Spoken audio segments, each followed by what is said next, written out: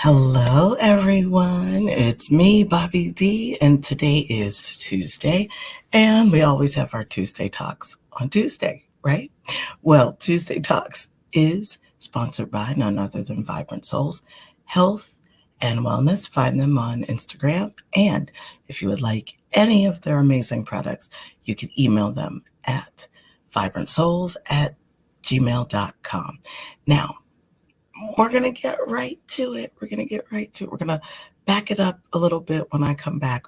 But I just wanted to let you know that Tuesday Talks with Bobbie D starts right now.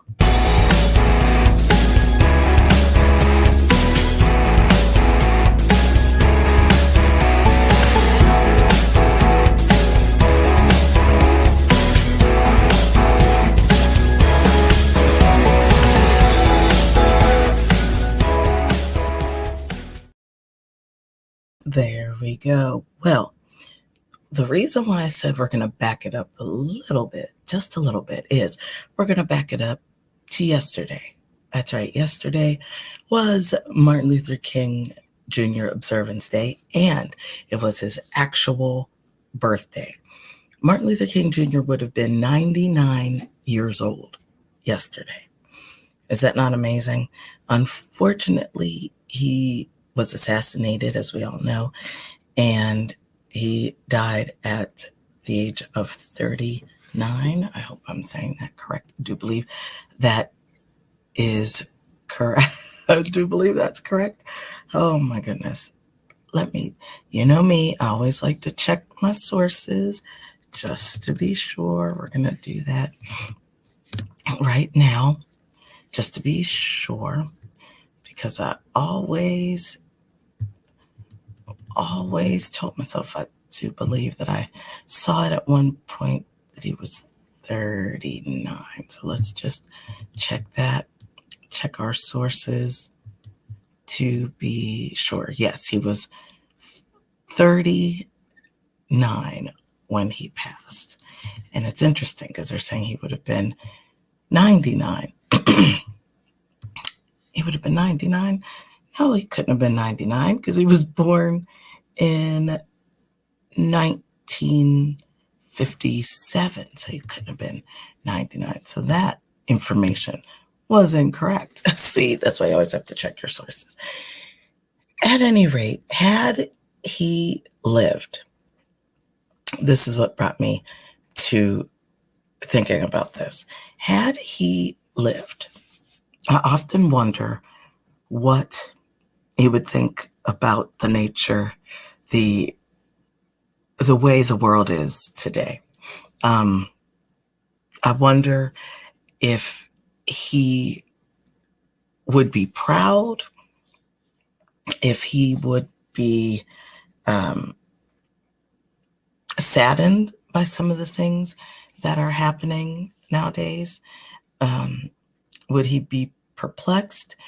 Would we not even be in the state that we are now? You know, the way the state of the world is right now. Would we even be there if he were still alive? All of these things, all of these questions, of course, I don't know. We don't know, right? However, it's interesting. At one point, years ago, in talking about Martin Luther King Jr., it was very interesting. They said that for things to be the way, at least that they were at the time that I was having that conversation, was probably in the early 2000s, late 90s, I would say, late 90s, early 2000s. That unfortunately, for things to be the way that they were, that Martin Luther King Jr. had to die. Unfortunately, he was the sacrificial lamb, so to speak. All the things that happened as a result of his death. I guess this is the best way to say it, because I didn't understand that either. Like, why would he have to be the sacrificial lamb? But it's because so many different things came out of, so many different things happened because he was murdered. And if you think about it, it kind of, because I was kind of insulted and kind of mad and ready to argue and jump on top of the person that said that to me. But then I sat back. I had to be quiet. I had to quiet my soul and quiet my spirit. And I thought, I guess that's true. I do suppose. Maybe that is true. So many things on the positive side happened because people wanted to honor his legacy. Look at it. Actually, look at yesterday. So many different companies and organizations use, instead of having the day off, what they will do is they will go and they will volunteer. They'll volunteer their time. Their employees volunteer their time, which I think is absolutely amazing. Would that had happened had Martin Luther King lived? Maybe. Probably not. Would, as he said in his I Have a Dream speech, I have a dream that one day little Black boys and girls will sit at the table of brotherhood with little white boys and white girls. Maybe. Probably not. So for those of you who do know a lot or think you know a lot about Martin Luther King Jr., think about how he had to make the ultimate sacrifice for things to get better. And for those of us who have parents who actually were alive then when Martin Luther King was marching and preaching and doing all of those amazing things.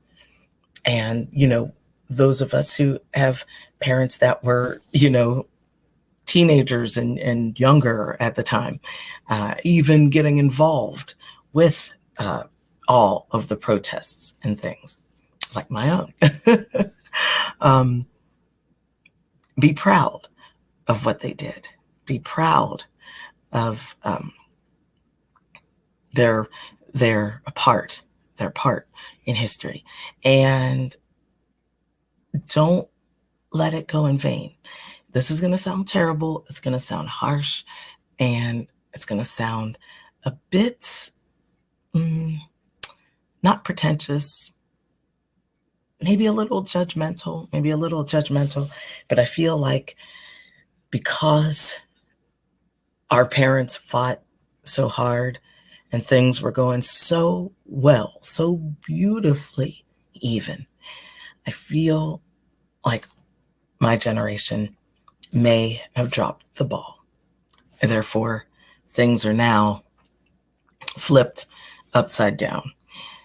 So we have to get back out there and we have to do something to make sure that what our parents did, still doing, what even the generation after us are doing, have done,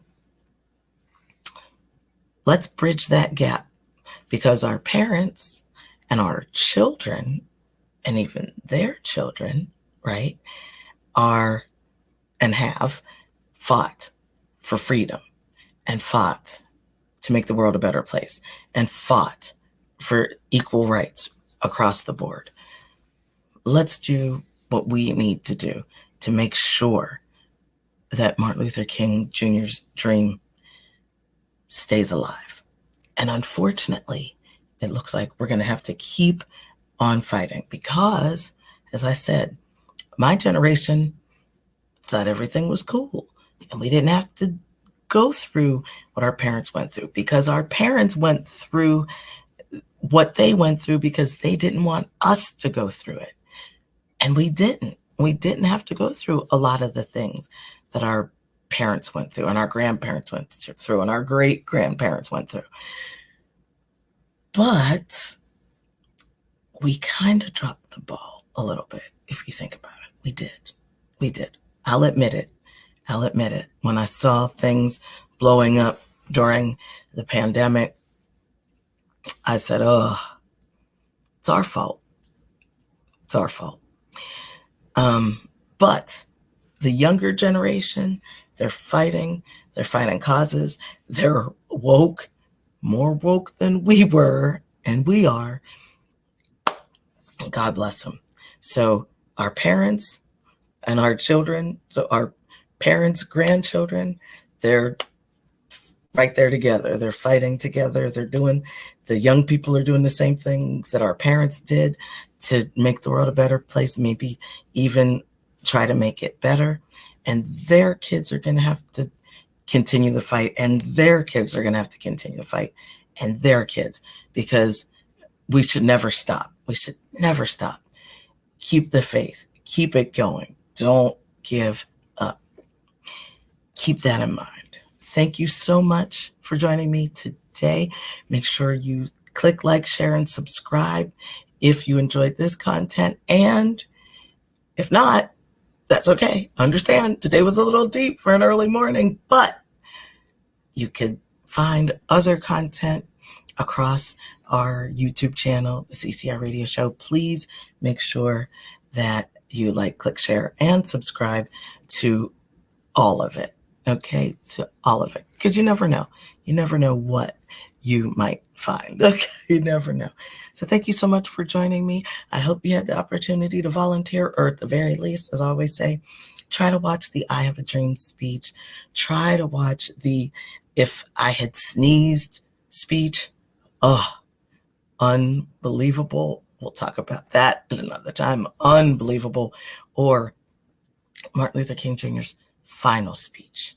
Okay. And I'm telling you, absolutely amazing. An absolutely amazing human being. Thank you so much for joining me today. Have an amazing Tuesday. I'll see you again really soon. All right. You take care of yourself. Bye-bye.